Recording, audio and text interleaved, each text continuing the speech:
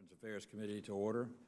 It looks like a lot of us aren't here, and that's the way you should judge it, but we're coming fast, so just hang on. You're not going to be stuck for me the whole day. We'll get some others here in a few minutes. There's some on the way. Chairman Rowe, or last year's Chairman Rowe from the House is on the way. Mr. Tester from Montana will be here shortly, and Mr. Tancredo, Mr. Takano, I knew I'd do that. I made that mistake. Mr. Takano from the House, the Chairman, will be here as well. So I will start out, and when they come in, we'll continue. And we start to add members as we speak, which is great. Welcome. We're glad to have you. Thank you. Let me thank all of you for being today. This is the fifth, I believe, is that right, Adam, hearing? It's our fifth hearing. We've heard from a lot of vets. We hadn't heard from you. You know, there's an old saying, everybody's heard everything that had to be said, just everybody hadn't said it. But I'm sure we're going to learn some things new here from you today, and we appreciate your being here. For the benefit of the audience that's here, as well as each of the representatives that are here, we sent a letter to every VSO explaining that if we had a hearing for each individual VCO, we'd be meeting into the month of April and it'd be impossible to do our work. So we consolidated a couple of them, and yours is one of them. But everybody was asked to submit their testimony in writing, and that's being included for the record as well. So anybody who's interested in the positions of your representation in your group will be able to get it from the office from our committee office and from the Senate. You're very important, each one of you, to us. The United States of America is a great country for a lot of reasons, but none greater than its veterans. Those who have volunteered, risked their lives for the people of the United States of America and for all of us here. We know on this committee, House and Senate, we're a bipartisan committee. And I can speak for the House because I know the exact numbers. We passed everything last year almost unanimously with one dissenting vote on the Mission Act. That was pretty good for a committee equally divided, almost equally divided, Republicans and Democrats. But we don't think there were any Republicans on the battlefield or Democrats on the battlefield. There were Americans on the battlefield.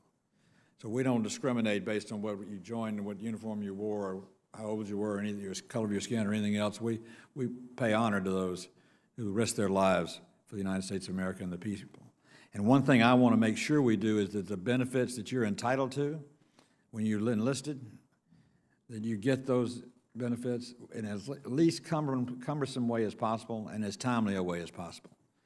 And we all know that the Mission Act, which we passed this past year, was primarily focused on getting our problems with the choice in the VA out, getting choice meaningful for private or VA providers, and making it work in a seamless fashion for each of you. Now, I want to underscore for you, and every chairman has said this in every meeting, so I'm speaking for all four of us, the four corners, as we call it.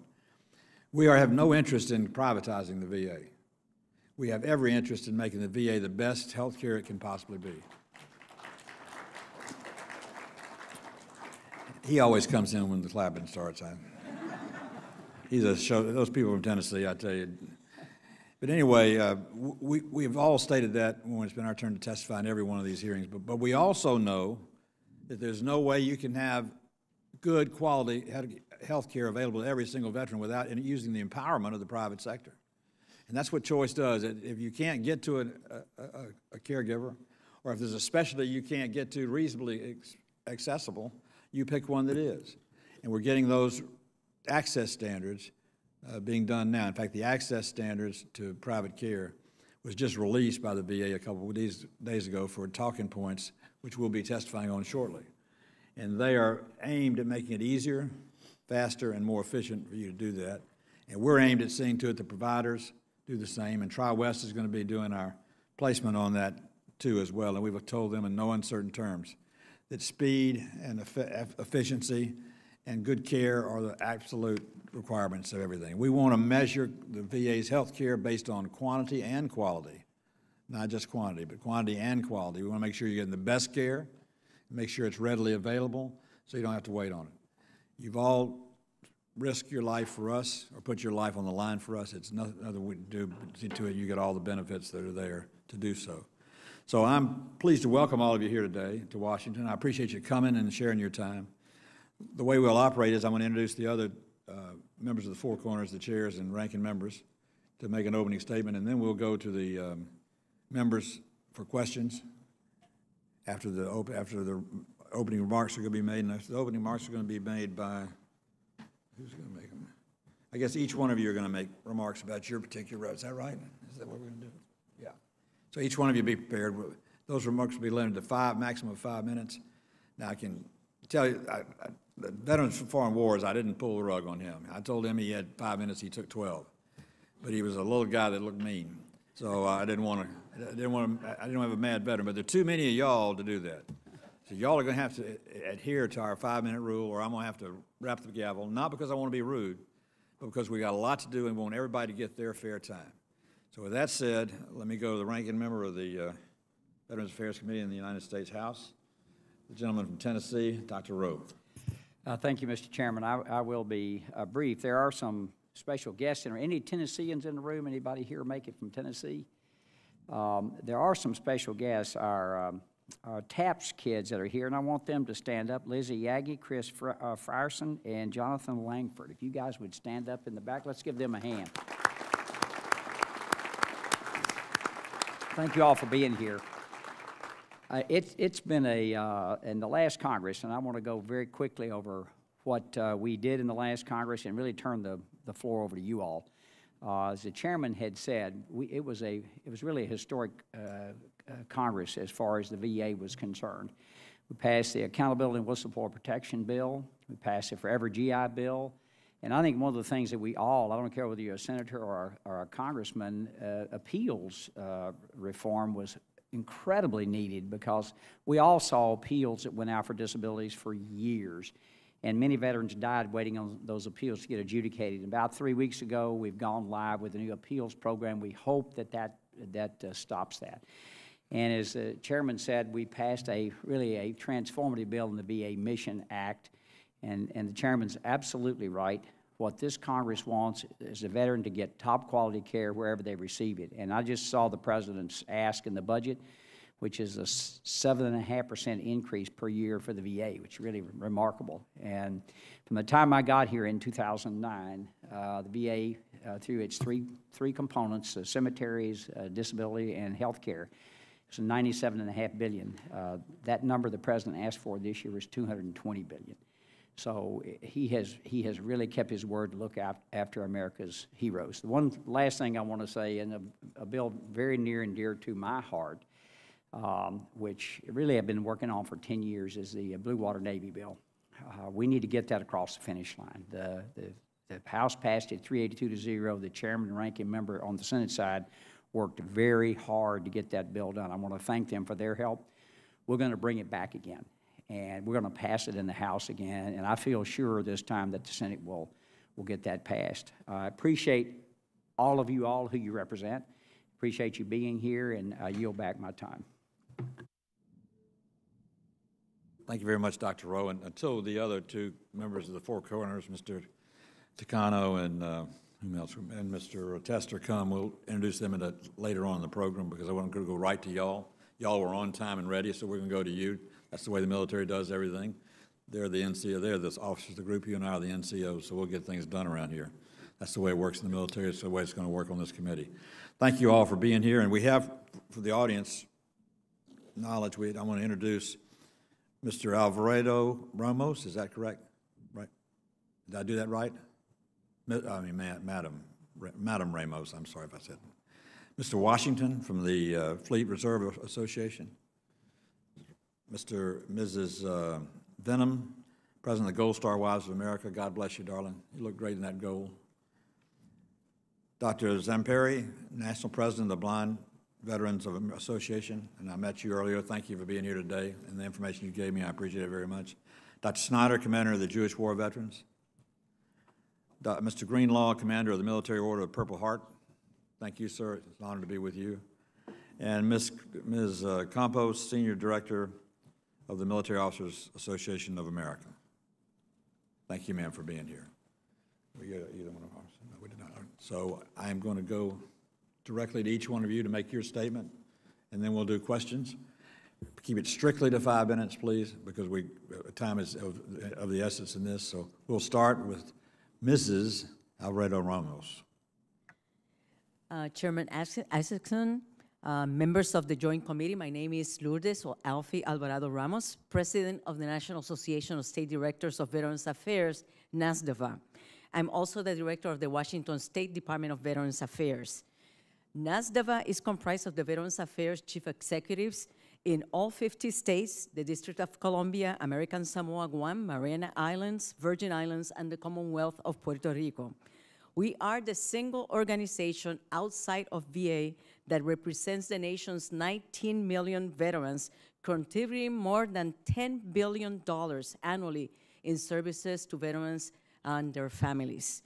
VA Secretary Wilkie and I signed a memorandum of agreement on behalf of both of our organizations last month. It outlines our partnership in direct services to our veterans and their families. We fully intend to exercise that agreement in order to address many of the recommendations made in our written testimony. I would like to highlight a few of those. NASDVA fully supports efforts to increase veterans' access to health care under the Mission Act. We do not support wholesale privatization. Also, to meet the demands of the 21st century veteran, we are prepared to assist the VA with the electronic health record modernization. Failure is not an option for this multi-billion project. The states are positioned to educate, promote, and provide VA with timely feedback for the success of this mission. We recommend and will be working with VA on the following. First, for suicide prevention and awareness, we want to create outreach block grants to states to address shortfalls and improvements on suicide prevention outreach. States are in a better position and closer to the vulnerable veterans who need help. Second, to properly serve the growing population of women veterans, the planning, renovating, and staffing of women veterans clinics needs to be consistent across the country, which right now it's not. Third, for veteran treatment courts, we recommend increased multi-year funding grants to aid judicial districts in the establishment and sustainment of this life-changing program. Fourth, following catastrophic events such as the hurricanes in Puerto Rico and the Virgin Islands, VA needs to establish provisions to care for all veterans in VA facilities regardless of service connection. Fifth, we, along with the National Association of State Veterans Homes, recommend two critical additions to the VA Veterans Home Per Diem Grant Program. First, VA needs to evaluate implementation of a new assisted living level of care to serve veterans unable to thrive at home. And second, to operate critically needed psychiatric beds, we recommend an increase in the per diem reimbursement that reflects the intensity of the staffing that they require. Six, for the 2020 budget, we recommend the following levels of funding for the two large grants programs that impact the states. Veterans Homes Construction Grant from $90 million, that is the recommended, to $250 million, and the Cemetery Construction Grant from $45 to $50 million. Other areas of consideration are increasing outreach to rural Native American and Alaska Native veterans. Next, revisiting the state, approving authority agencies, total requirement and allocation model to ensure states have the resources to adequately apply new auditing standards, and this is for GI Bill implementation. Resolving the Department of Labor's resistance to governors appointing their agency of choice to administer the Department of Labor Vets Grant Program, and also we urge Congress to intervene with the Department of Commerce to obtain veteran information in the 2020 census short form. Finally, the emotional, physical, economic wellness of the families is paramount to veterans' quality of life. NASDVA recognizes the critical role families play in the veteran life cycle. We spend billions of dollars to provide care to our veterans, but if the family is not well, then the veteran reaching his or her maximum potential will be compromised, resulting in the waste of precious resources. We not only support, but are in a great position to work with Congress, VA, other federal and state agencies to ensure that veterans' families receive counseling, employment opportunities, and other safety nets. Mr. Chairman and members of the committee, thank you for your work on behalf of our nation's veterans and their families, and for including the National Association of State Directors of Veterans Affairs in this hearing. I hope everyone will pay close attention. She only went 7 seconds over. She deserves a round of applause. Anybody that exceeds that's going to have to sit in this penalty box somewhere later in the morning. So, but great job, Ms. Alvarado Ramos. We Thank you, appreciate sir. it very much. Mr. Paul Washington, Robert Washington, National President, Fleet Reserve Association. Chairman Toscano, Chairman Ikeson, ranking members, and members of the committee, good morning. My name is Robert Washington. I am National President for the Fleet Reserve Association and the first African-American to hold this position. Behind me is Donna Jansky, a Navy veteran also, and she is the first woman National Vice President of the association. I am a retired Navy Senior Chief, having served for over 26 years in naval service. I'm honored to represent the concerns of the oldest sea service association that has been around for over 94 years. Today, many issues are at hand. However, I will address our top 5 in the time allotted and their relevance to the FRA. They are Blue Water Navy, VA claims filing and backlog, choice program, veteran suicide, and women veterans health. We, like you, are deeply troubled by the continued lack of passage of the Blue Water Navy Vietnam Veterans Act of 2017. We sincerely thank Representative Phil Rowe and Mark Toscano for their tenacity and leadership in last year's House vote of 382-0. However, sadly, the Senate did not. FRA deeply appreciate the House Chairman and Ranking Member's quick reintroduction of the same bill in the 216th Congress. Past VA policies permitted service members to file claims if awarded the Vietnam Service Medal or the Vietnam Campaign Medal.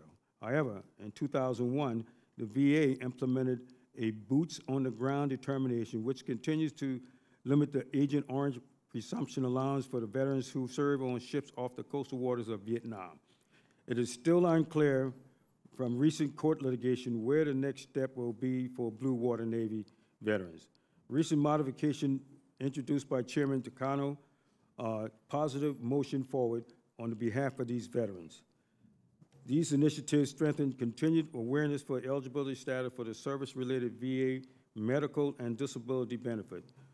Mr. Chairman, the VA Secretary, under his authority, has always had the authority to make this happen, however, still has not elected to do so.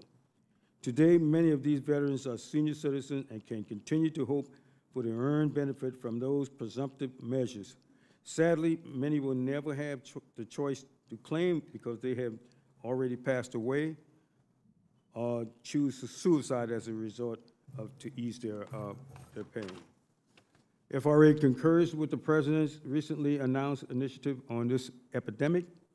FRA appreciates the efforts of both committees to meet the challenges of the VA Choice Program. The Choice Program is the capstone model for our veterans' health care. Agreeably, it will require measurable oversight to accomplish the desired effectiveness. FRA is especially thankful to the Congress for expanding the VA caregiver program to include all catastrophically disabled veterans. FRA continues to be deeply agitated over our veterans' suicide rate. Recent suspended spending measures taken on by the VA clearly demonstrates a lack of comfort and decrease in these destructive behaviors.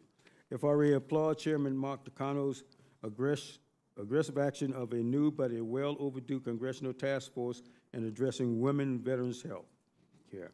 The association greatly supports the needed gender-specific medical and mental health access that are also required, are also too unique to the needs of women service members, transitioning veterans. Many women feel challenged going into VA facilities because of its climate of vulnerability that could enhance already associated anxieties, physical and emotional traumas from military sexual trauma and PTSD. FRA looks forward to working with the committee and the task force to help women veterans, especially with our growing female membership and future leaders. On a positive note, the VA is making progress in the disability claim backlog, but has a long way to go. The backlog may be down, however, appeals have spiked. FRA support the Express Appeals Act passed in 2017 to speed up the appeals process that remains way too long. We hope this bill passage will reduce the waiting times. Someone once said, justice delayed is justice denied. That is also holds true for disability claims. In closing, Chairman Toscano, Chairman Ikeson, We applaud the, I'm sorry. Chairman Takano Atkinson, ranking members and committee members, all of these concerns should not add to the frustration of veterans. We thank you again for your leadership and direction on behalf of veterans and await your questions and comments. Well, thank you very much. And before we go to the next speaker, just so everybody else knows this, on the Blue Water Navy question, Chairman Rowe and Chairman Takano did a fantastic job, and the House did a fantastic job. The Senate, in the end, rallied. We got within 2 votes of getting it out of the Senate. We only had 2 objections, but we did have 2 objections. I think those objections are working their way off. The decision by the courts was 9-2. Whether or not the VA appeals that decision is yet to be known. I am told, I don't know, this is no authoritative statement whatsoever. Nobody can write or quote me on this as saying it's going to happen, but it's very difficult to see that being overturned, a 9-2 margin being that strong. That being the case, I think the Blue Water Navy will in fact get done this year. I don't see a major obstacle in terms of members of the Senate to cause something to happen. It could turn, something could change, but with the way we finished last year, I think that's the way it'll be. And I appreciate you bringing that up, and I want to make everybody know the same thing so we don't have to waste some of your time on redoing another subject one more time. With that said, let's see, Crystal Lynn Wenham, not Venom, Wenham. Welcome. Chairman Isaacson, Chairman Takano, Ranking Member Tester, Ranking Member Rowe, and distinguished members of both the Senate and House Committees on Veterans Affairs, I am pleased to be here today to testify on behalf of the Gold Star Wives of America to share our legislative priorities. My name is Crystal Wenham, and I am the widow of Staff Sergeant James O. Wenham, a Vietnam veteran who served during the Tet Offensive. He died on May 8, 1982, leaving me to raise our 5- and 3-year-old children. His death was determined to be service-related 2 years later, and I joined the Gold Star Wives that year. But in addition to being a Gold Star wife, I am also a Gold Star daughter. My father was killed in action at the Chosin Reservoir in Korea on November 29, 1950. My mother was 6 months pregnant with me and had a 1-year-old son at the time. My mother joined Gold Star Wives in 1951, and I have literally grown up with this wonderful organization. I have remained active with Gold Star Wives, and I am proud to now be its national president. Gold Star Wives is grateful for all the public laws that have been passed in the years since 1946. These laws provide much-needed benefits for surviving spouses and children of our military service members. My testimony today will be addressing some of the inequities and concerns that currently exist. To care for dependency and indemnity compensation, to care for him who have borne the battle and for his widow and orphan. These words from Abraham Lincoln's second inaugural address in 1865 succinctly state the sacred promise our country has made to our veterans and survivors. The VA stated in September 2018 that there are 394,028 surviving spouses who receive DIC. The flat monthly rate has not been increased except for cost of living adjustments since 1993. When DIC is compared to payments to surviving spouses of other federal employees, DIC lags behind 12%. The other federal survivor benefit plans pay a surviving spouse 55% of the spouse's salary. We are looking forward to the introduction of bills in the Senate and House to increase the DIC from 43% to 55%, which would bring parity with other federal survivor programs. Survivor benefit plan dependency indemnity compensation offset.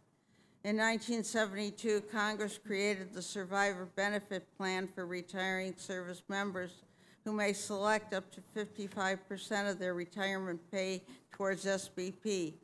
The average monthly DIC offset to SBP is $915.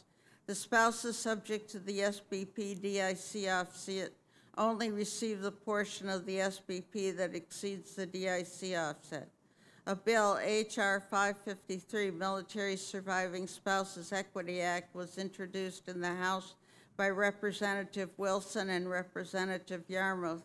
There is a companion bill, Senate 622, Military Widows Tax Elimination Act, of 2019 in the Senate. This one was introduced in a bipartisan effort by Senator Jones, Senator Collins, Senator Tester, and Senator Crapo. Both bills will repeal the SBP DIC offset and eliminate the inequity. Eliminate the remarriage penalty for young surviving spouses. GSW would like your assistance in changing current law that binds young surviving spouses to widowhood. Under current law, if the surviving spouse remarries before the age of 57, he/she forfeits life-saving benefits afforded to them. GSW has realized age 57 is an arbitrary age that penalizes young surviving spouses. H.R. 95 and Senate 91, the Homeless Veteran and Children's Act, would allow per diem payments to be extended to homeless veterans' children under comprehensive service programs. GSW supports these bills and hope that Congress will pass them in a timely manner so that homeless veterans' children can be taken care of in the same manner as the veteran. Being intimately familiar with the devastation of death, GSW is extremely concerned with the overwhelming number of veterans and active duty service members who die by suicide every day. GSW supports any effort to reduce the rate of service-connected deaths by suicide. In conclusion, Gold Star Wives of America is appreciative for existing laws that provide vital benefits and support for surviving spouses and children of our military members who gave their lives for our country. President John F. Kennedy said, "A nation reveals itself not only by the citizens it produces, but also by the citizens it honors, the citizens it remembers." Again, thank you for the opportunity to testify on behalf of Gold Star Wives of America. I'm available for any questions. Well, Crystal Lynn, before I turn over to the next speaker, let me just say this. I love Senator Kennedy's quote, but we're also, as a country, are distinguished by the wives and spouses of those soldiers who go to battle, those who make home for them, those who, when they come home, love them, and when they don't come home, honor them and cherish them like you have. Your double sacrifice is recognized, and we're all very sorry for it, but we're very proud of your service, the service you render on behalf of Gold Star wives and Gold Star mothers all over the country. We thank you for being here today, and we thank you for your sacrifice for your country. Thank you.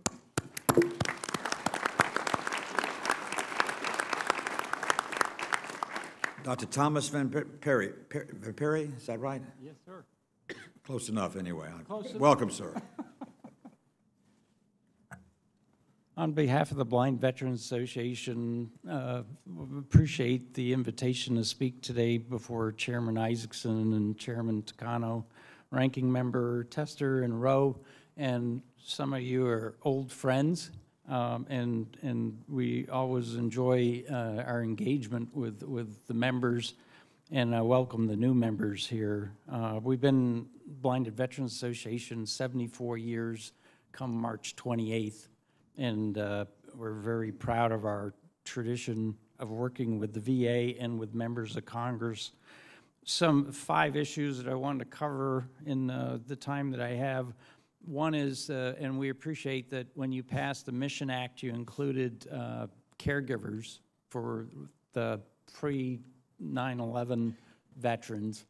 And we're frustrated, though, because of the fact that as they work out the details for the caregiver support program for previous generations of our war-blinded veterans, it's, first of all, the length of time that we were told that it could take another year. We've got our immediate past president, who's a Vietnam veteran, who's blind, and he's on home dialysis. And his wife has health problems, and she's literally trying to take care of him. And it's so frustrating that, you know, he hasn't just waited a year for implementation of this. I say he's waited 45 years for caregiver support. And so as you hold hearings and do oversight with the VA, with the caregivers program, I certainly hope that you'll ask witnesses questions about their timeline, and then are they going to include catastrophically disabled veterans? in their benefits. The other thing is that we've worked with the VA consistently on trying to get them to make the IT systems accessible, Section 508 and 504. Many of the members of the committee are familiar with this. We're especially concerned that as they roll out with this new Cerner contract and the electronic health records, that is another chance that they will implement yet again another new program with their IT system that won't be accessible for blind veterans. So as you have different witnesses coming over from the VA, I appreciate Chairman Rowe, Ranking Member Rowe, and his persistence with the VA about making sure that things are accessible. You know, both the Veterans Benefits Administration and VHA, they really have to fix a lot of the stuff that they have had problems with in the past. Touching on a little bit of a different topic, which is Vision Research Program within the Department of Defense. For the House members here, I know Friday is the deadline for your views and estimates. We're asking all the members of the House and Senate to request that the appropriations committees include $20 million for Vision Trauma Research Program within the Department of Defense. It's the only place in the entire country where there's money for battlefield eye trauma research. NIH doesn't do it. The VA doesn't do eye trauma research. The only funding comes through DOD. And so when the Boston Marathon blast occurred, or when the blast occurred up in Manchester, New Hampshire, or Manchester, England, you go around the globe nowadays and there's eye trauma from blasts. And it's the research that DOD's doing that's helping our civilian trauma hospitals also in how they deal with these horrific eye injuries. The other thing is we've been working with the VA on trying to get them to include local transportation for blind veterans. It's a temporary program. Congress has to reauthorize it every year. Special mode transportation, the VA has sort of struggled with that. Different departments have said that you have to be wheelchair bound before they'll send a van out to pick you up. And special mode transportation, I would argue, should be for any catastrophically disabled veteran that needs transportation to get to their medical appointments. We would like you to make the transportation program permanent, but also to ensure that the VA's policies include that blinded veterans be eligible.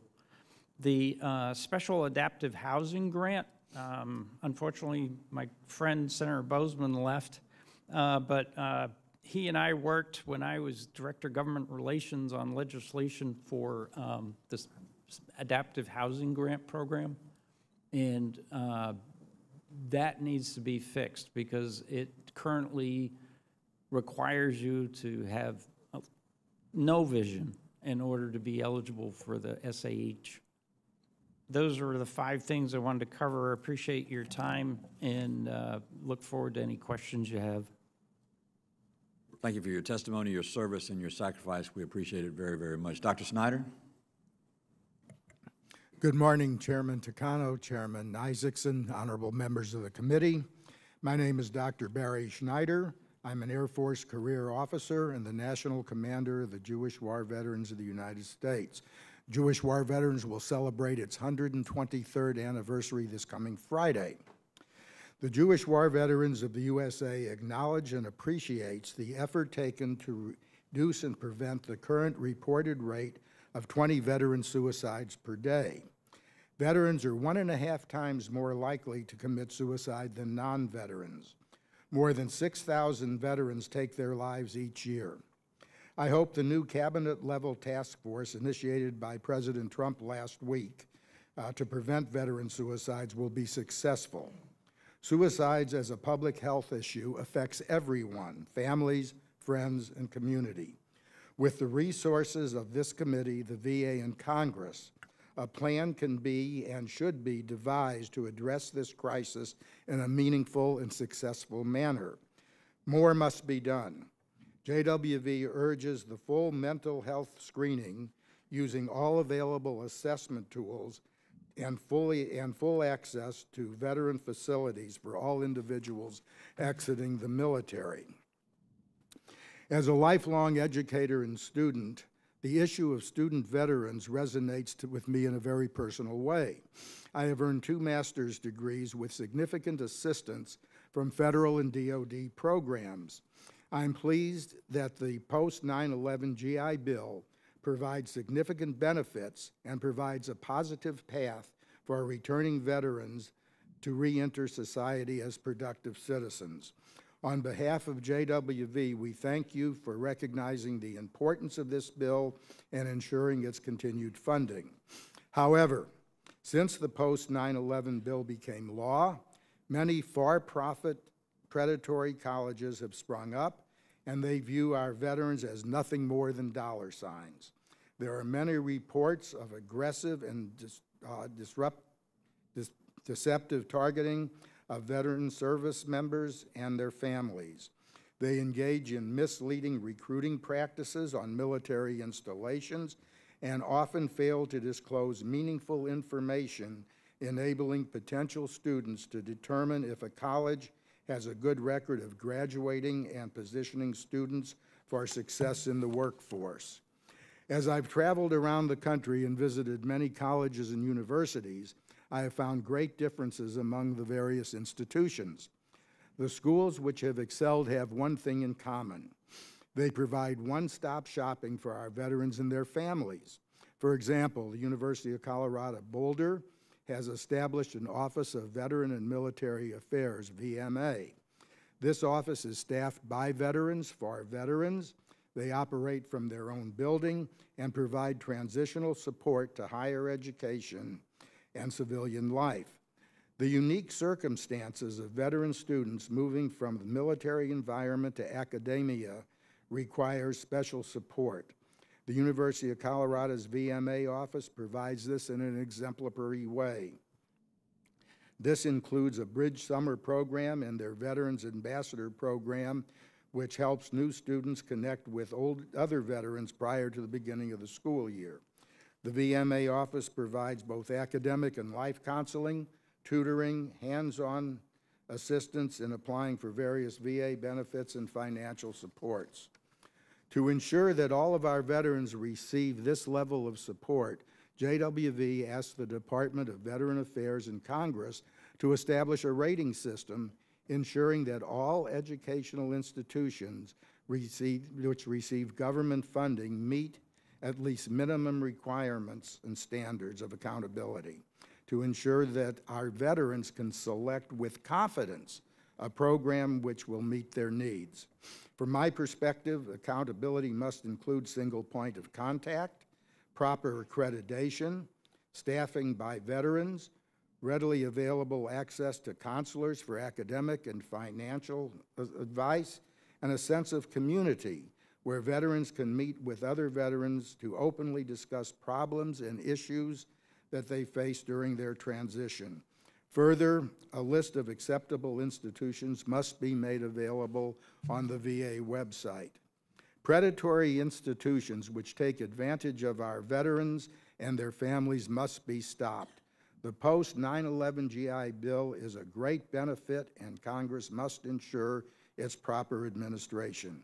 These simple actions will ensure that our veterans have the greatest chance of success and that the government receives the best return on their investment. I thank you for your time and attention.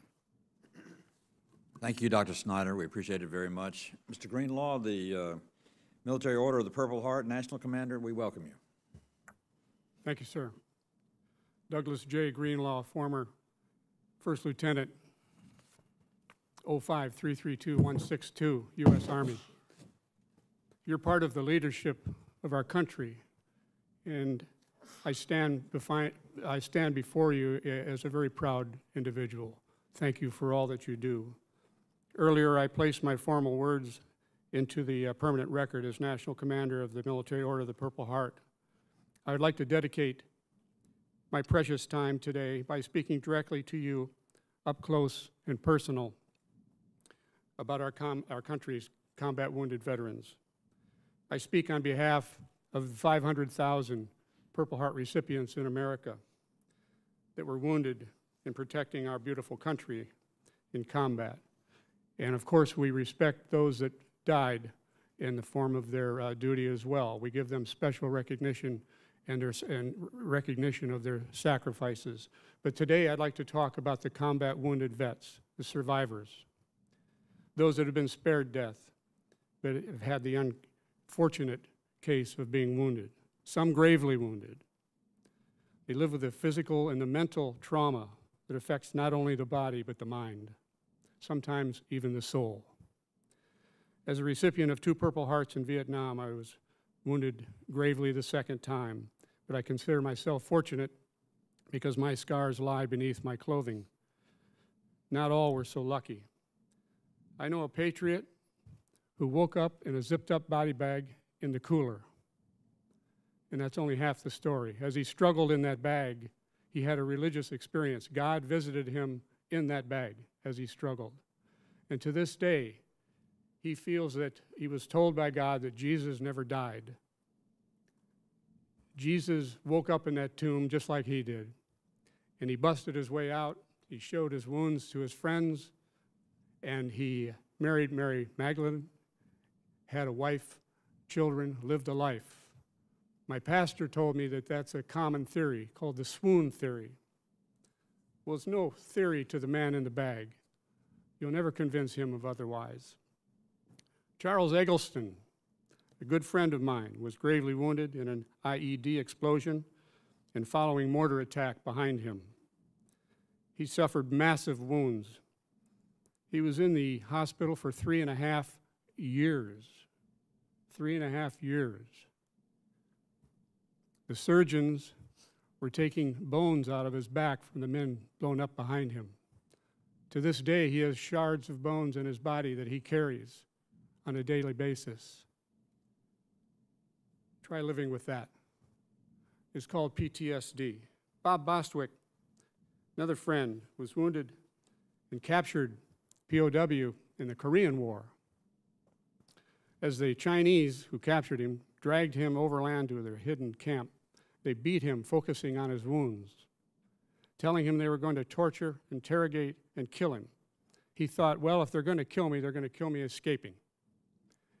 In the dark of the night, that night, wounded and weak, he was a pretty strong guy.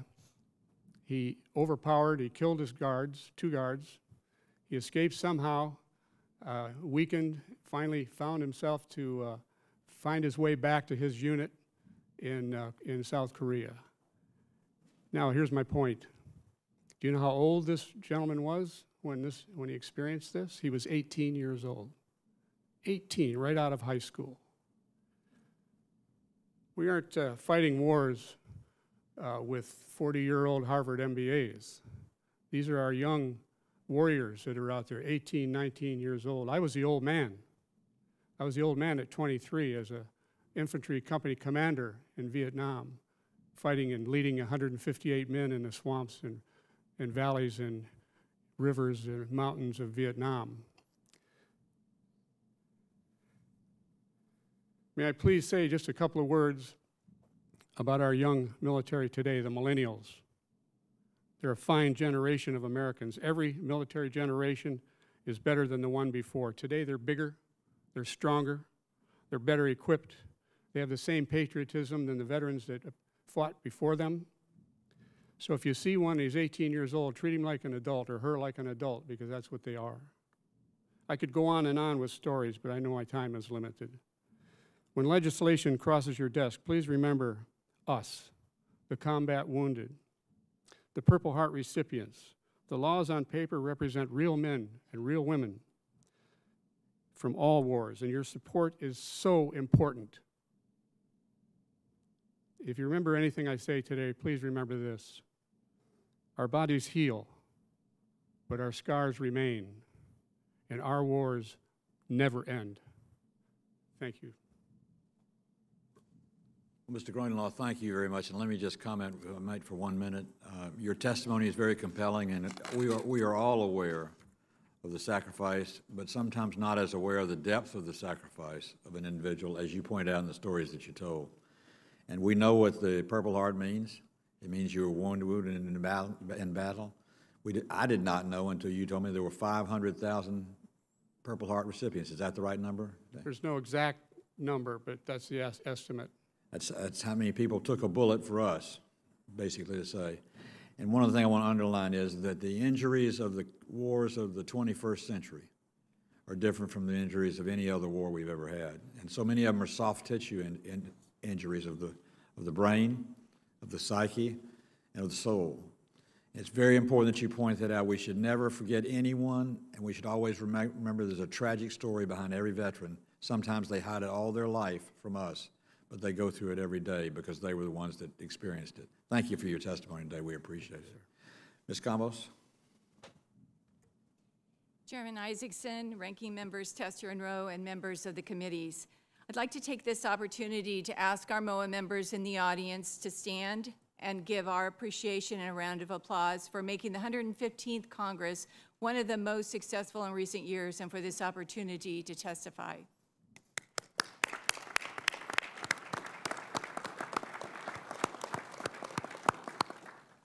I'll start by leaving you with 3 important messages. First, there is no higher priority for veterans than to ensure the Secretary and his staff have the tools and the time they need to succeed. We must also keep our eyes on the impact of these reforms on veterans. One MOA female veteran from Montana questions the new VA legislation and will it lead to real improvement. She says, I've been in the VA since 1995 with great success until recently. In the past 2 years, I have been assigned 5 different medical providers because the VA can't keep the doctors. I'm a cancer survivor who is not considered cured. I've had 3 different tests to keep everything in check. None of these tests have been reviewed with me. Second, there needs to be more collaboration between VA and the DoD to include hearings between the Veterans and the Armed Services Committees on important issues such as toxic exposure, women veterans, the electronic health record, and mental health and suicide prevention. And shifting of more responsibility back to DoD as an employer for addressing outcomes for transitioning service members to veteran status. Now, I'll touch on 3 priorities from our statement. The first one is Chant VA. When ACA became law, it required health insurance plans to provide dependent coverage of children, including coverage for an adult child to age 26. Private sector and DoD healthcare plans conform to the law. MOA urges the Congress to expand this care to Chant VA. And then finally, in the area of behavioral health and well-being,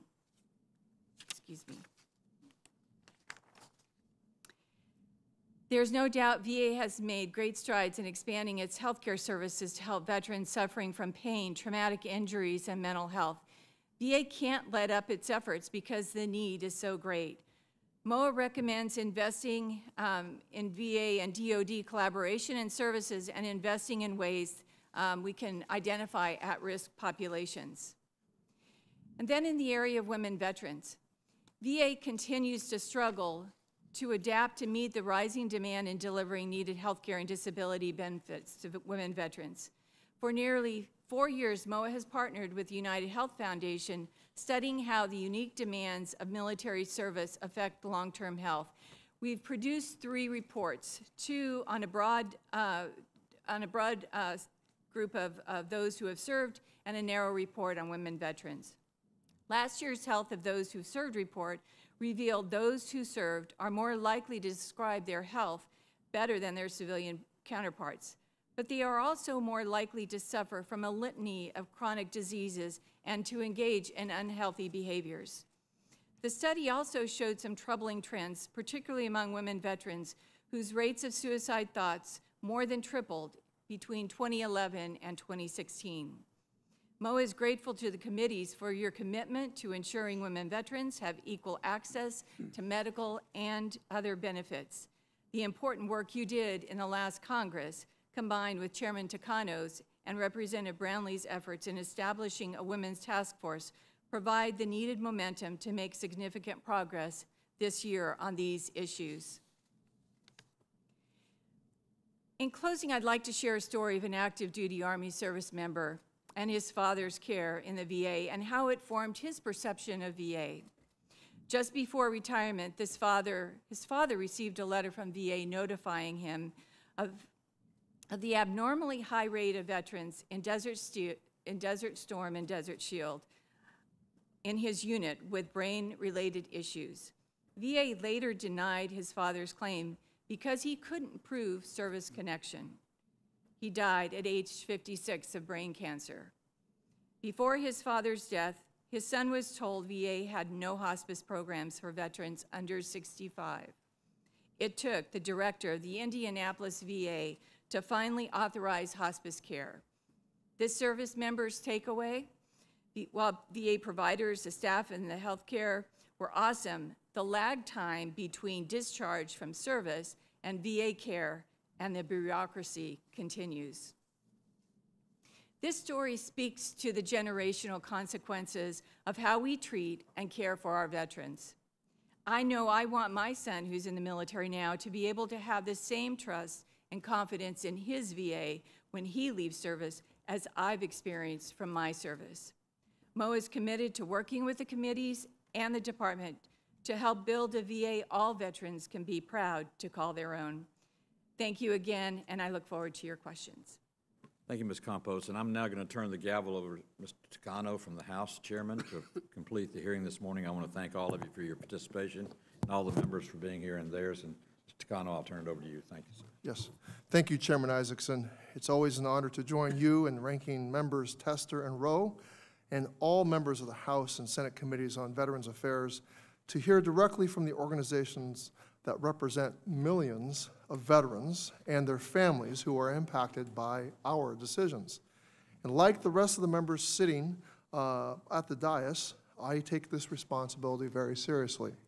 First, I want to welcome our partners from the National Association of State Directors of Veterans Affairs, the Fleet Reserve Association, Gold Star Wives of America, Blinded Veterans Association, Jewish War Veterans, Military Order of the Purple Heart, and Military Officers Association of America. I'd also like to specifically recognize members from my home state of California. If there are any Californians here, just kind of wave. I don't see anybody waving, but it's kind of surprising. But welcome, wherever you're from. That's right. Dr. Rose says it's a very small state. I'm thankful for the opportunity to hear from our VSO partners, many of whom are veterans themselves. Each of you represent a unique group of veterans and surviving spouses, and because of that, each of you possesses a unique set of concerns. The joint hearings provide us with a unique opportunity to hear the focused messages from so many of our VSO partners who do the work every day to help our nation's heroes. Congress simply could not deliver on our promises without the dedication and firsthand understanding of the issues that affect our service members, veterans, and their families. So thank you all for what you all do.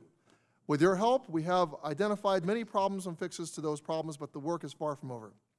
Your continued input as we move through the 116th Congress is not only needed, it is truly appreciated. I ask that you continue to hold the administration and Congress accountable and ensure both fulfill our nation's promise to care for our veterans. If we can afford to send our people to war to protect our country, then this country can and must afford to take care of our wounded when they return.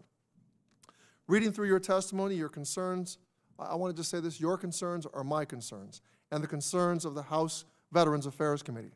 The message from you and your VSO cohorts is clear. Congress must keep a vigilant eye on the VA and pass legislation to care for our veterans. Mental health eliminating veteran suicide, ensuring equal access to quality medical care for all veterans, regardless of gender or disability, and to ensure that access to crucial VA services be available to veterans of all eras should be our priorities. Outreach and care for women and minority veterans must also be addressed in this Congress, and I'm pleased that attention for these veterans groups continues to rise. And I am glad that the testimony of the National Association of State Directors of Veterans Affairs highlights aspects of access hurdles our Native American veterans face. I want to make it clear to you today that I directed my staff in January of this year to better understand the hurdles that Native American veterans face in attaining earned VA disability benefits. And I plan to identify and implement solutions that will improve the lives of our Native veterans and all underrepresented veterans in my time as chairman of the House Veterans Affairs Committee. And while I just touch on a few issue areas important to you and your membership, know that I'm committed to helping advance your priorities in the coming year. I look forward to hearing your testimony today, and thank you again for your tireless advocacy on behalf of our veteran community. So I'm going to yield back to myself the remainder of the time. So, and with that, I think we just move on to the oh, you have your opening statement. I now want to recognize Senator Tester, the ranking member of the Senate Veterans Affairs Committee, for his opening statement. Thank you, Chairman Takano, and I will be very brief. First of all, thank you all for your testimony. I very much appreciate the input that all of you have given us. As I've said before, we take our cues from the veteran service organizations, and the veterans are on the ground when it comes to making policy and holding people accountable that that policy be carried out in an appropriate way. I do want to respond very quickly to Ms. Campbell's comments about a women veteran from Montana that has, since 1995, seen 5 providers in the last few years. This is a problem. It's a huge problem in Montana, where we went through, I think, 8 directors in the last 12 years, and we can't keep employees. Somebody's trying to privatize Montana's VA. It's gotten to the point now where when veterans call in, they immediately put them into the private sector, at least in some cases, without even offering them VA health care. That, in my opinion, is ridiculous. We've got to find out what's going on. And as we move forward and as we do things like pass the Mission Act and pass the Accountability Act and pass the appeals backlog and the Forever GI Bill that we did last Congress, we've got to make sure things are improving and not going the other direction. There are some who want to privatize the VA. Hopefully none of them are on this rostrum. They've said time and time again they're not. But the bottom line is, if you don't have docs, and that's what we're seeing in Montana, you have privatized the VA. So thank you all very much for your input. We look forward to your questions. Thank you, Mr. Chairman. Thank you, Senator. And now we'll move on to 5-minute questioning. Are we doing 5 minutes or 3 minutes? Do we know? We're doing 5 minutes. I'd like to first recognize Representative Sablan from the Northern Mariana Islands for 5 minutes. Good morning, everyone, and to our witnesses and to everyone in the room. Thank you very much for joining us today. My favorite part of being in this committee is to have conversations and listen to both veterans, but particularly the veteran service organizations.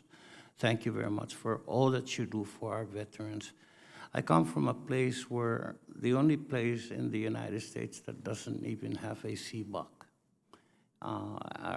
We have one of the highest enlistment rates in the uniformed services per capita in the nation, and yet our veterans come back and don't have the services that they need.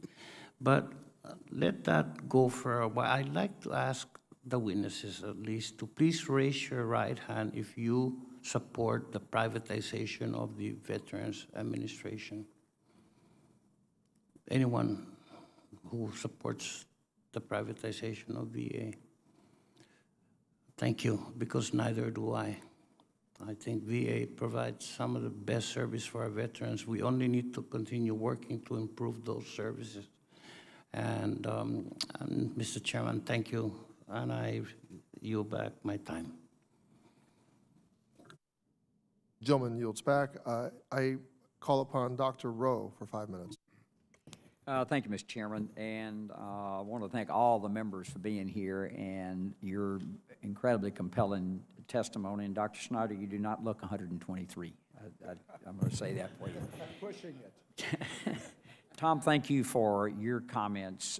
Certainly, I think the vision research that you pointed out, the 20 million, we've got to dig down and make sure that's there. If that's the only place that's occurring, that has to stay there. I totally agree with that. And the transportation, I took several notes on what you would like to see done. Those are all, I think, incredibly reasonable things to do. And Mr. Washington, I want to thank you for your eloquent comments about the Blue Water Navy. We have to get this right. This Congress for 10 years I've been working on this, and you've been working on it probably for 30. And thank you for that and your support. All the VSOs have been incredibly supportive of this, and we plan, I know with the chairman's help, to get this through.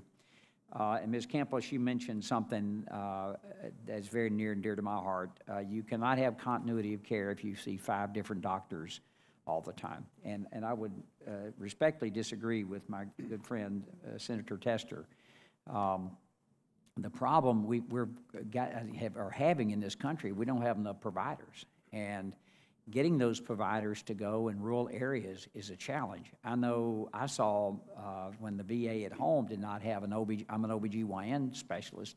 When they did not have that, I saw that as their extender. I was their OBGYN department, our group was. So I think what we have to do, and we're getting market assessments across the country to find out what resources are available in each community in the country. And then that's why the choice program is set up where it is. If the VA can't provide that service, then it's provided outside the VA. And I've said this 1,000 times. If we've gone in my 10 years here, we've over doubled the VA budget. That's not privatization. I think I think everybody up here believes that. I think we've got a huge challenge about how to get providers, and this current budget the President asked for was to increase the number of employees to 392,000. That's larger than the U.S. Navy. So we're doing, I think, what's right for our veterans. Implementation, as everybody has said, is absolute key, and certainly implementation of the Mission Act, which is the most transformative bill I think we've passed in VA since I've been here. What hurdles do you all see in the VA Mission Act? And it goes live the 6th of June. Anyone can take that question. Biggest hurdle for the Mission Act? Well, I'll take that question, sir. I think the biggest question is how will it be implemented across the system in a uniform, consistent way, in a way that it can be explained to veterans, VA employees, that they will understand and be able to know, if they're eligible right up front. So I think that there's a lot of challenges about we can look at, quality. We can look at the access standards. Those are arbitrary. I think that we're still going to have problems as this is rolled out. There's not been a lot of communication. I know we've asked with our other VSO colleagues for more information from VA to get out to veterans so they can understand what this means.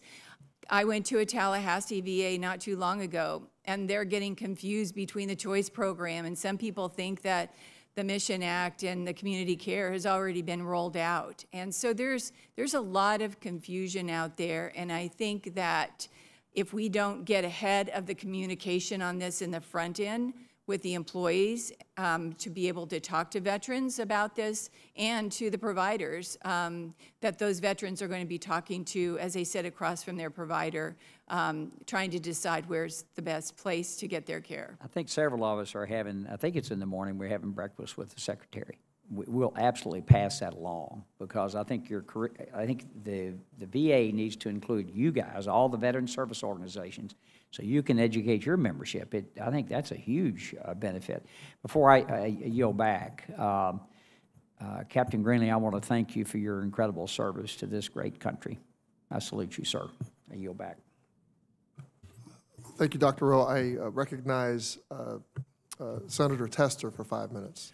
Yeah, thank you, Mr. Chairman. And just for the record, 12 years ago, we had one of the best VAs in Montana in the state, in the country. We had doctors. We've had a doctor shortage for some time. I haven't had a doctor in my hometown in 30 years. What's happened in Montana is there hasn't been an appreciation for the doctors that have done the work, and they've been run out. And they're waiting in the private sector to come back, but they've got to have a VA that wants them back. And we don't have that in Montana. I don't know if they have that in Tennessee or not, but they don't have it in Montana. And quite frankly, it's a problem, and it's a big, big problem, because our veterans deserve better than that. As the fellow from the Northern Mariana Islands asked, nobody wants to privatize the VA, and I certainly think the veterans prefer the VA over the private sector. But I want to talk about mental health for a second, because I think just about every one of you talked about mental health in some form or another. It's a big problem. Tomorrow I'm going to introduce legislation that is going to do a couple things. It's going to strengthen support services for VA members who are transitioning from DOD to VA healthcare, that transition time. It's going to invest in innovative treatments for mental health conditions, different kind of treatments than we normally think about. Somebody laying on a couch, well, there's other methods too. Yoga, music, animal therapy, meditation, acupuncture. It's going to cut red tape for VA and vet centers to hire more mental health professionals. It's going to increase rural veterans' access to telehealth, which, as we know, oftentimes can be better than eyeball to eyeball if we utilize it. So not only does it work in rural areas, it works in urban areas too. And it's also going to increase accountability of the VA's mental health outreach and suicide prevention efforts. Once again, we're going to work in a bipartisan way to get this bill passed. It's got to be implemented correctly if it's going to do what we want. But we all understand that mental health, which has been the signature injury coming out of the war for the last 20 years, is a big, big issue. For anyone on the panel, in the terms of the VA's current mental health and suicide prevention efforts, can you tell me where the VA is making the grade and where it's missing the mark? Is there anything that the VA is doing that's working? And is there, yeah, go ahead, Mr. Yeah. Greenlaw. In South Carolina, I'm from the Greenville area up in the northern part of the state. We have one of the finest VA clinics probably in the country. It's only a few years old, 78,000 square feet. It runs like a clock. They handle about 850, 900 vets a day, and they do a fantastic job. Marvelous. Good. So I think these clinics are the unsung heroes. Yeah, good. Anybody else? Yes, Senator Tester. Yes, ma'am. From the National Association of State Directors of Veterans Affairs, in Washington State particularly, we have significant collaboration from the state with a program that does behavioral health and the federal VA. The area where we have some challenges is with the vet centers. Yes. And the staffing. Staffing of the vet centers? Exactly. And the vet center is such a hybridized system, such an amazing system to be able to serve veterans and families that VA needs to fully staff those. And I think they're having some of the same issues regarding staffing and them working for the federal VA. But this is an area that when it comes to behavioral health and emotional wellness, they are critical services for our veterans and their families. That's good input too. Dr. Zampieri? Yes, I was just going to say the same thing about the vet centers. Yes. Being a Vietnam-era veteran, the vet centers have been amazing. And but telehealth, mental telehealth clinics, whether you're in a big city or a rural area, it's another way to make accessibility easier for those veterans. The Crisis Center, I applaud the VA for the work that they've done with the Crisis Center. Ironically, though, by the way, the website wasn't accessible for blind veterans. Yes. Yeah, that's one of those things that you just say to yourself, how could that happen? But the last thing is, and you've touched on it, and we've talked before, is the length of time it takes to hire someone in the VA, whether it's a physician assistant, a psychiatrist, a psychologist, a counselor. It takes, and I know my wife works in the VA system, that'll get her in trouble, but it takes months and months. So you have a provider who comes and interviews. Yes. They want the position, and 5 months later, they haven't been, Bingo. brought in. Somebody else will hire them by then. Yeah. Yes, and by the way, we've worked to try to cut that down, but that's something we need to also keep paying attention to cut that timeline down. There's not a doc out there worth of salt that's going to stick around past 2 months. Fact, that's a fact. Thank you all for your input. Thank you all for your testimony. God bless you all. I now call on Representative Bost of Illinois for 5 minutes. Thank you, Chairman. And I want to thank all of you for your service. I want to thank you as veterans for your service, and all of those that are out there that maybe aren't veterans but are serving our veterans. I thank you so much for that. Let me also say that, this last year, and in your input, each group and organization, that when we put in the Appeals Improvement and Modernization Act, and let me tell you that that's an issue that we've worked on, but without your help and input on that, we couldn't actually get it going. But right now, the Secretary is getting ready to certify it, and I wanting to, as your input helped off the start, to make sure we were taking care of our veterans and getting their appeals process speeded up. One of the main concerns I have was the legacy appeals. And I'm just asking the whole panel, anyone that could have input on this, what do you see where they're at right now? Or do you, can you give me feedback on what the veterans are feeling right now, those that are setting in a legacy appeals process? Are they feeling like they're speeding up? Is it still just laying out there? Or I will take that question. I think when we think of the legacy systems, we tend to think more on the Department of Defense side, where people have been injured and they have been put in temporary limited duty status, or excuse me, in a retirement status, temporary retirement status.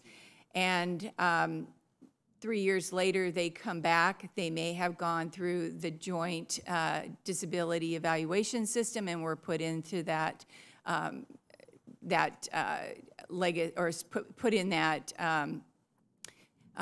put into that retirement status. But then they have to come back and be reevaluated. Then they go through the legacy system on the DoD side, and then it's kind of a viewed as they're going to be, their benefits are going to be decreased. So we believe that if they've already been in the integrated disability evaluation system, they should be able to go back through that process again before they're actually reviewed for, final retirement status. okay, well, many of these legacy appeals, we were afraid were going to linger out there. We were going to be able to hit the new appeals very quickly with the new system, but those that were old, that they couldn't get the reaction time that the newer appeals processes were getting. And I don't know whether anybody's noticing that or not. I will say something about that, because I was in an honor flight last October, and having a conversation around the table with some of our veterans, the people that we were guardians for.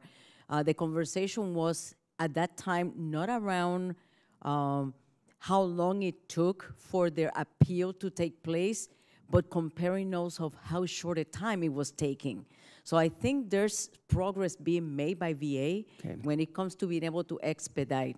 And I just wanted to say just one quick thing, when it comes to the states, because one of the things that the states can provide is extensions to the VA to be able to work on the claims backlogs and to be able to get more veterans connected to those appeals into the new system.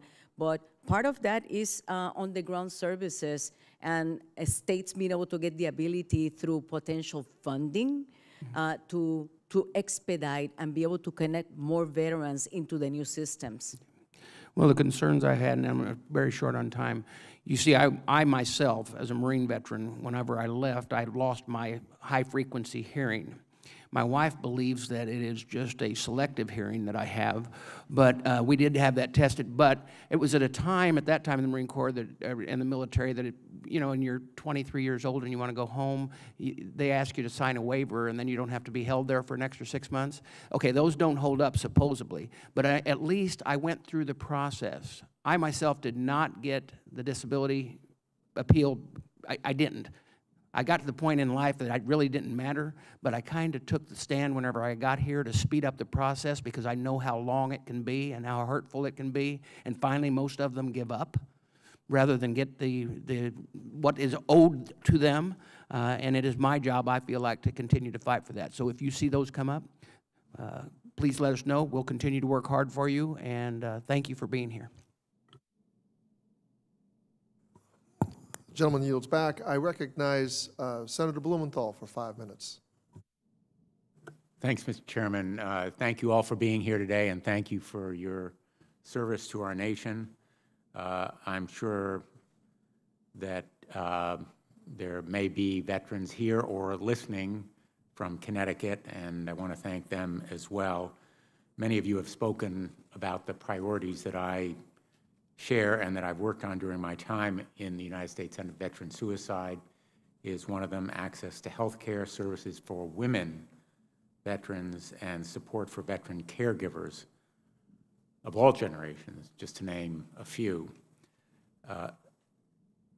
The President's budget for the coming fiscal year increased the overall appropriation request for the Department of Veterans Affairs, but I'm very concerned that this proposal still fails to provide adequate resources for maintaining and improving VA facilities. The modernization of these facilities, particularly in the healthcare area, is critical to preventing a path to privatization. I believe privatization is an anathema. Most of the Connecticut veterans, at least the ones I have spoken to, agree that privatization is to be avoided. And so investments in major and minor construction, in addition to funding for non-recurring maintenance, is absolutely necessary. I'll give you one example. The VA in West Haven, the hospital there, has antiquated infrastructure in its operating rooms so that they are functioning right now at about 30% of capacity. They were completely incapacitated for 3 months because of flooding. They are now operating at 30% of capacity because they lack the equipment necessary to sterilize the tools and equipment used in surgery. Think of it for a moment. As many as 2 out of 3 veterans needing surgery are either delayed or sent elsewhere because the VA hospital in West Haven can't clean the tools and equipment they need for surgery. They're going to lose their certification. They're going to lose docs who want to work there. The strength of veterans health care is the docs and staff and administrative personnel, the talent that it can attract. If they can't sterilize tools and equipment, what can they do? Well, what's the solution? A new facility. That's 5 years away, according to the VA most optimistic projection. 5 years away for a permanent new facility to sterilize tools and equipment at this major hospital. So in the meantime, they've said, let's get a trailer. Let's get a mobile facility. Stopgap, temporary. How long will that take? A year. A year. Can you believe it? I don't know how common this problem is around the country, but in my view, the President's budget request has to address it more effectively, because right now We are taking too long to provide the first-rate, world-class medicine that our veterans deserve in West Haven. And I know my colleagues, many of them, have shared with me their frustrations with similar kinds of capital needs. That is, the need to rebuild and renovate the capital equipment, the infrastructure. So I invite your comments. I'm sorry that I've taken longer than I thought I would to talk about this issue, but yes, sir. Yes, sir. You hit it perfect. In fact, West Haven, Connecticut, in addition to those surgical problems, the Blind Center in West Haven, which was one of the original ones from 1950s, they had flood damage due to broken pipes, and we've been waiting 3 years for them to fix it.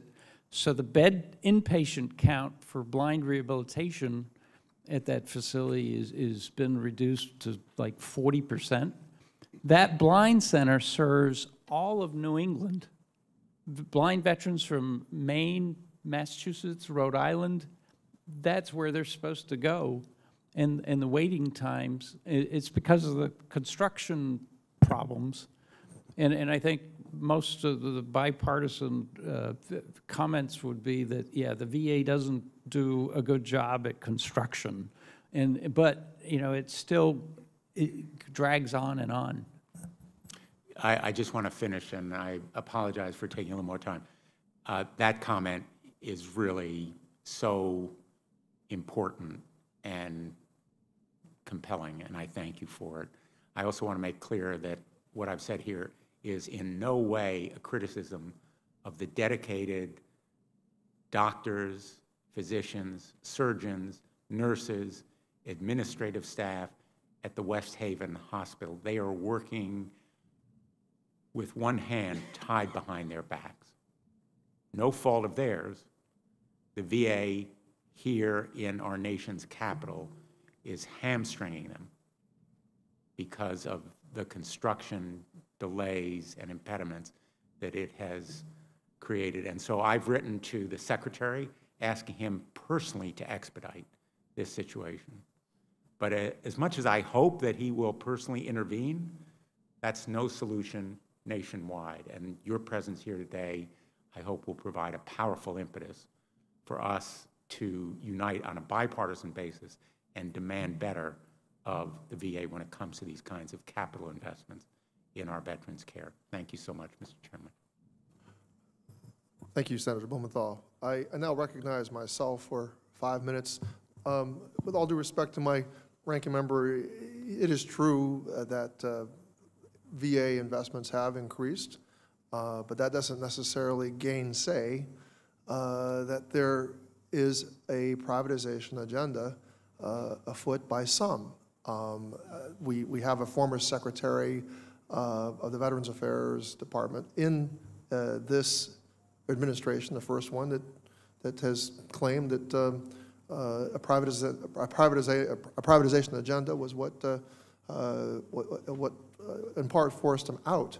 So I am alarmed by the percentage increase in spending on care in the community. It's a tremendous percentage increase, and while it's less than the absolute spending on medical care, if it continues to increase at that rate, it is going to put pressure on the internal capacity of the VA.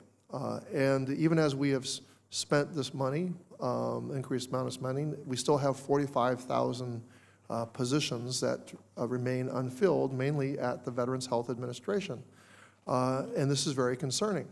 So the Secretary and everybody on both sides of the aisle pretty much have said on both the House and Senate committees have enunciated an opposition to privatization of the VA, and we're talking in particular about health services. But in fact, careful manipulation of formulas, access standards, the way those access standards are implemented could definitely put us on a glide path very quickly toward an evisceration of the internal capacity of the VA. And what that would mean, frankly, community care is going to be more costly. And it's going to put pressure on future veteran use in terms of increased out-of-pocket costs to that veteran. It's not going to be a better deal for the taxpayer, and it won't be a better deal for the veteran. And that's why I think so many veteran service organizations are concerned about what may be going on. And so as chairman of the Veterans Affairs Committee on the House side, I'm interested in keeping the proper proportion, the proper balance. There has always been use of outside private contractors where the VA could not provide those medical services in-house. And there's not a medical network, a private medical network in this country which does not coordinate the care in some way, in the way that the VA coordinates the care and builds its own physician provider base. So that being said, I want to ask a question of Ms. Ramos, Ms. Alvarado Ramos. Bienvenido. As you may know, the total population of women veterans is expected to increase over the next decade, and women make up the fastest growing cohort of veterans. Knowing this, our committee has stood up a Women's Health Task Force led by my colleague, Congresswoman Brownlee. What are some of the most critical needs of women veterans, and what policy recommendations can we enact to address those needs? Probably the highest need is on the issue of emotional wellness or behavioral health.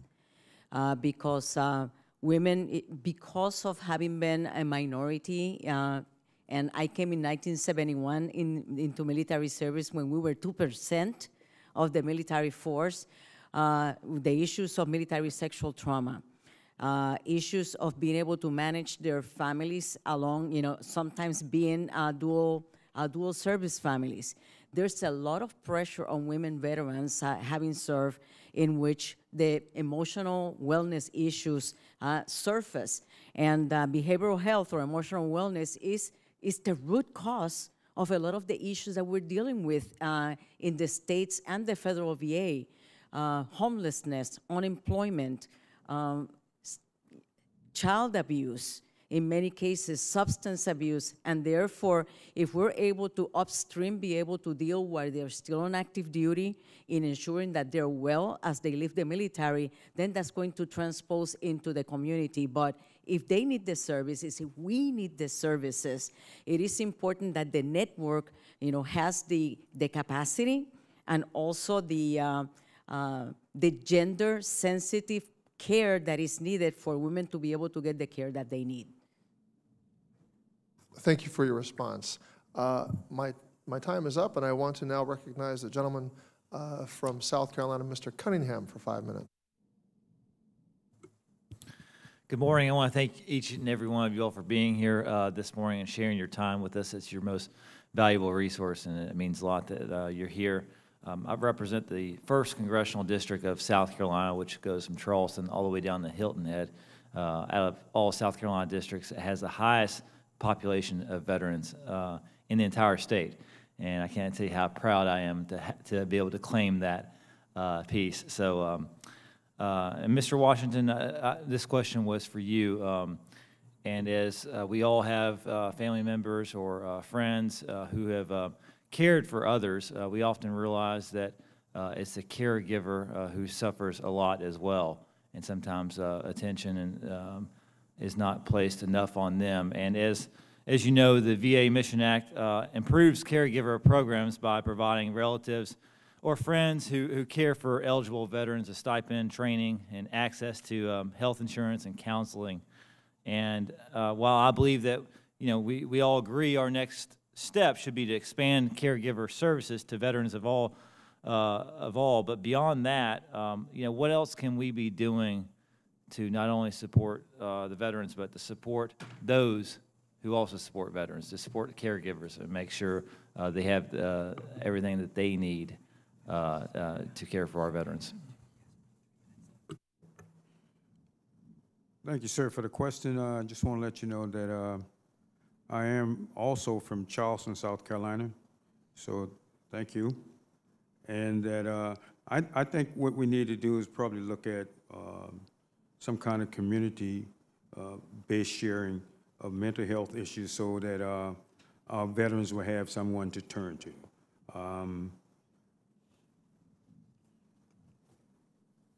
And also to make sure that the caregiver is implemented with a good oversight program to keep kind of keep watch on what's going on with the caregivers. And again, I would like to thank the Congress. This has been an issue that's been going back for a very long time for providing for caregivers, because it takes a lot away from them to have to a change of life for them as well too, to help that particular veteran get all the need and care that they possibly can. So I would just think a little bit more transparency on community-based health that can help these veterans when they can. Thank you, Mr. Washington. Hope to see you back home here soon. See, I reserve the rest of my time to see you back. Oh, you wish to yield back? Yeah, Bill, you're back. Is Senator Sinema? She left. Oh, she comes and goes. I was like, I thought she was here from a moment ago. That looks like it concludes all of our questions, and I'll ask Dr. Rowe if he has a concluding statement. Just very briefly, one of the things that passed under the radar screen last March were the inclusion of all the state veteran homes that were on the backlog. That's a huge deal. I think those are tremendous. Everywhere I visited a state veteran home, those have been really well received and well done, and the veterans are well served there. So I think that got passed over very quickly. Last week, I guess it was, the chairman held a roundtable, which was the second one we've had in the last few months, on veteran suicide and what we can do to help lower that rate. I got very frustrated with that. When I look back at 2003, and we as a nation were spending about $2 billion a year, now we're spending $8 billion a year, and the needle hadn't moved. And I thought, if we're continuing to do that, let's do something different. And so if you have ideas out there, please bring them to us. And we'll be glad to listen to them, because that is a tragedy. When you think if it's 20 people a day, that is a huge number of people in a year's time. So other good news, there's a lot of good news. I just saw where the veteran unemployment rate's 2.7%. That's remarkable to have an unemployment rate that low. You know, I will say this and with some levity, but presidents' budgets make good doorstops. And I've seen that over the years. The House and Senate appropriate the money, and we'll decide how it's divided out and so forth. I think we can do that. We've been doing it for 200+ years. One of the things that's been brought up, and I think the Senator Blumenthal did, which was extremely important, a third part of that VA Mission Act was the AIR Act, and that's how our VA is going to look. And I applaud the chairman for doing a 2030 view of what the VA will look like. And we even talked about what's the VA going to look like in 25 years. I'm amazed at how fast 25 years goes by, and we should be thinking about that now, because the current VA can't look like it does now 25 years from now, because the demographics of the country are changing. People are moving from the Northeast to the South and West. There are going to be, in 2045, there are going to be 12.5 million veterans, because of an all-volunteer army as opposed to ours, which was a drafted army. So we've got to look different, and we've got to provide the services closer to where the veterans live. In their instead of having the VA travel, the veteran travel long distances in to see the VA. Put the VA out where the veterans are. And I agree with you, Tom, that the vet centers are great. The ones I've been in are incredibly impressive places to be. I will finish by, the last thing, and I 100% agree with this. Our practice could hire a doctor before the VA could get the paperwork signed in. And the HR director for the VA is going to come see me this week, and we're going to start working on that. They have got to speed that up. I can't tell you how many of my colleagues have said, look, Phil, I want to go to work at the VA, but I've got to pay my bills. And so this is nurses, doctors, PAs, other people that make the VA function as it should be. I hear you loud and clear. Again, thank you all for being here, Mr. Chairman, and thank you for allowing me to say a few closing words. And I just appreciate what each and all of you do every day for our nation's veterans. I yield back. Thank you, Dr. Rowe, and I'm very happy to hear you're going to see the HR director. I hope you'll pass on to me whatever you learn about what seems to be the impediments in the hiring process. I mean, I hear anecdotal stories all the time about people applying for doctors, specialists that are applying for jobs at the VA that are posted, and they don't hear back. As you know, a specialist, they're highly sought after. There are shortages in private sector medicine, and as I've said many times before, in my part of California, inland California, we have a shortage of both family physicians and specialists, as well as medical professionals of all different stripes. And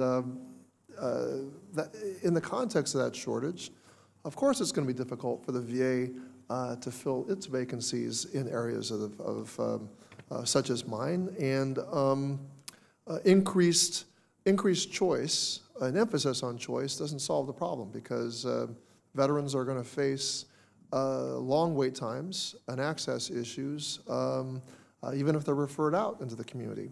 So we have even with the full employment we have a skills gap, a credentialing gap, a professionalization gap, and we have an opportunity to upgrade our workforce, especially our medical workforce, and I think we need to, and this is something you and I have discussed many times, is our mutual interest in a graduate medical school education, and I would take it further. We need to provide opportunities, affordable opportunities for more Americans to work in these health professions, to serve our veterans, but to serve our nation, frankly. We have communities all over this country that are facing these challenges. And with that, I'll conclude my remarks. Thank you all for the work you do on behalf of our veterans. What I love about my work is that the solutions we find are for homeless veterans, for women veterans, for Native American veterans, for homeless veterans. They're templates for solving those issues with the public at large. So thank you for the work you do, and with that, these proceedings are adjourned.